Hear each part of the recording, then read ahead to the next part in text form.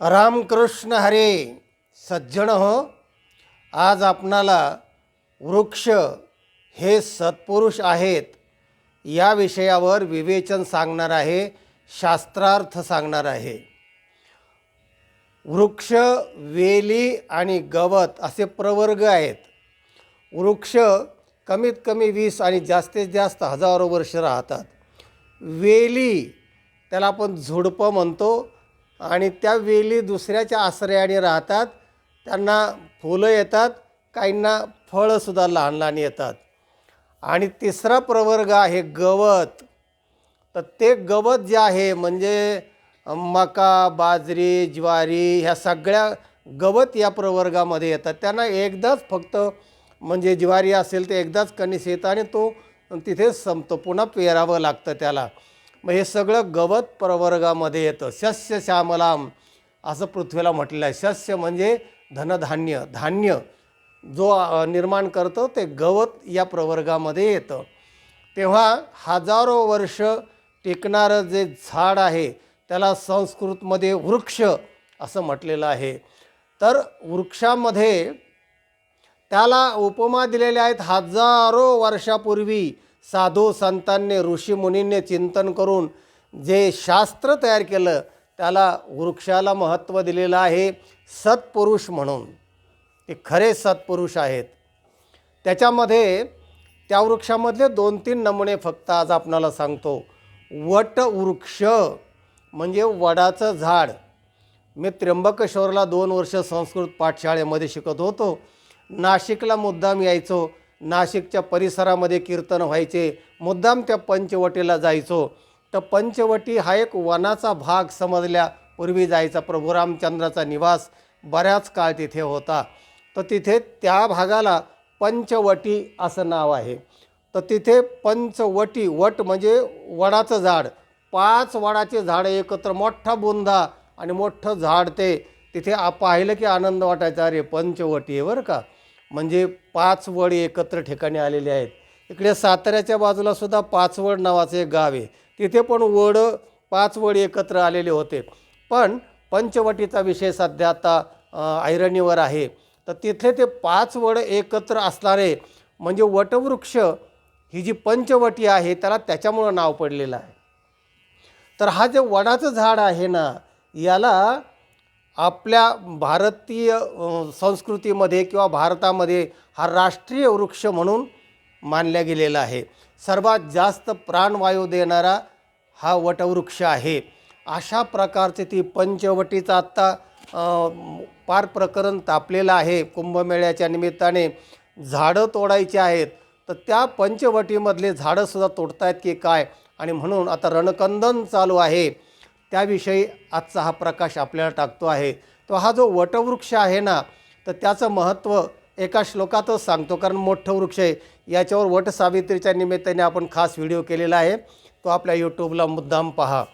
तर याचा एक श्लोक असा आहे वटवृक्षाचा. करारविंदेन पदारविंदम मुखारविंदे विनिवेशयंतम वटस्य पत्रस्य पुटे शयानं बालं मुकुंदम मनसा स्मरामे. जेव्हा प्रलयकाल होतो ना, तेव्हा सगळी पृथ्वी जलाशय तयार होतं आणि त्याच्यामध्ये फक्त वटवृक्षच राहतो. आणि त्या पानावर भगवान गोपाल कृष्ण तिथं शयन करत असतो, निद्रा घेत असतो. आणि नंतर नंतर पुन्हा सुरू होतं, उपक्रम सुरू होतो.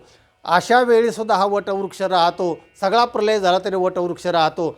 आणि त्या वटवृक्षाच्या पानावर भगवान गोपालकृष्ण निद्रा करीत असतात. श्लोक पुन्हा एकदा ऐका. करारविंदेन पदारविंदम, त्या गोपालकृष्णाचं वर्णन केलेलं आहे.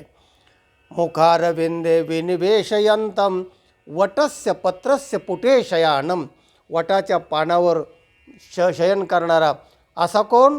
बालम मुकुंदम मनसा स्मरामी, बालमुकुंदाला म्हणजे गोपालकृष्णाला नमस्कार करतो. असं वडाचं महत्त्व आहे. भगवद्गीता म्हणते अश्वत्थ सर्व वृक्षाणाम. भगवान आपला विभूती योग सांगत असताना भगवद्गीतेमध्ये म्हणतात सगळ्या वृक्षामध्ये अश्वत्थ म्हणजे वटवृक्ष मी आहे, माझं स्वरूप आहे. ब्रह्मा, विष्णू आणि महेश या वटवृक्षामध्ये निवास करत असतात आणि गौतम बुद्धांनी बोधिवृक्षाखालीच ज्ञान प्राप्त केलं, त्यांना ज्ञान झालं. असा हा वटवृक्ष फार फार महत्त्वाचा आहे. त्याच्यानंतर अश्वत्थ नावाचा जो वृक्ष आहे, तर अश्वत्थ म्हणजे पिंपळ. तर पिंपळाचा हा जो वृक्ष आहे म्हणजे वडाच्या नंतर पिंपळ, तर पिंपळाच्या तर पानापानामध्ये देव आहे आणि गौतम बुद्धाला ज्ञान झालं हे अश्वत्थ वृक्षाच्या खाली झालेलं आहे. आणि तिसरा वृक्ष अतिशय महत्त्वाचा आहे, तो आहे औदुंबर म्हणजे उंबर. भगवान दत्तात्रेयांना तो अतिशय प्रिय आणि उपासकांनाही तो अतिशय प्रिय असणारा तो वृक्ष आहे औदुंबर. तिथे दत्तांचा निवास असतो. तेव्हा शास्त्रकारांनी या वृक्षांचं महत्त्व सांगत असताना फार फार महत्त्वाचा एकच श्लोक सांगतो आणि आपला विषय संपवतो. काय करतात हे वृक्ष, हे कसे सत्पुरुष आहेत? छायाम अन्यस्य कुर्वन्ति स्वयं तिष्ठन्ति आतपे. स्वयं आतपे तिष्ठन्ति, स्वतः कडक उन्हामध्ये उभा राहतात. आणि छायाम अन्यस्य कुर्वन्ति, सावली दुसऱ्याला देतात. शेकडो वर्ष दुसऱ्यांना सावली देतात. सावलीखाली साधू संतांनी तपश्चर्या केली. बुद्धांना ज्ञान तिथेच झालं. वटाच्या फांदीवर त्या पानावर भगवान गोपालकृष्ण शयन करतायत. काय काय महत्त्व आहे या वृक्षांचं. औदुंबर भगवान दत्तात्रयांना प्रिय. तर छायाम अन्यस्य कुर्वन्ति, हे झाडं दुसऱ्यांना सावली देतात. आणि स्वयं तिष्ठन्ति आतपे, स्वतः मात्र उन्हामध्ये तिष्ठन उभा राहतात. फलान्यपि परार्थाय वृक्षा सत्पुरुषा इव, फळं दुसऱ्यांसाठी देतात.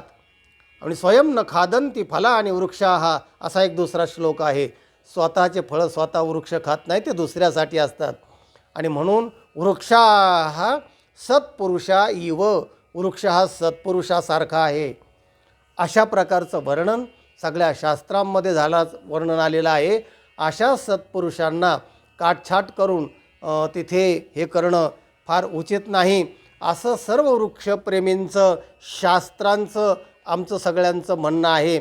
तेव्हा याचं गांभीर्य लक्षात घेऊन या गोष्टी केल्या पाहिजे, तरतमभाव वापरला पाहिजे आणि पर्यावरणाचं संतुलन राखण्यासाठी या गोष्टी केल्या पाहिजे. संत काय म्हणतात यावर? वृक्षवेली आम्हा सोयरे वनचरे, पक्षी हे सुस्वरे आळवेते. तुकाराम महाराज याच्यावरही आपला एक व्हिडिओ झालेला आहे. वृक्षवेली आम्हा सोयरे वनचरे, हे वृक्षवेली म्हणजे आमचे सोयरे आहेत, हे वनचर सगळं आमचं हे आहे. अशा प्रकारचं संतापर्यंत, अगदी वेदोपनिषदांपासून वृक्षाला फार संतापर्यंत महत्त्व आहे. तेव्हा हे प्राणवायू देणारे, प्राण माणसाला जगवणारे वृक्ष आहेत ना, त्यांना मारू नका, असा या व्हिडिओचा तात्पर्य अर्थ आहे. वृक्ष हे सत्पुरुष आहेत, असं याचं शीर्षक आहे. सज्जनो, हा व्हिडिओ इतरांना पाठवा, लाईक करा, चॅनलला सबस्क्राईब करा. ज्ञान ऐकत राहा, ज्ञान वाटेत राहा, आनंदी राहा. रामकृष्ण हरी.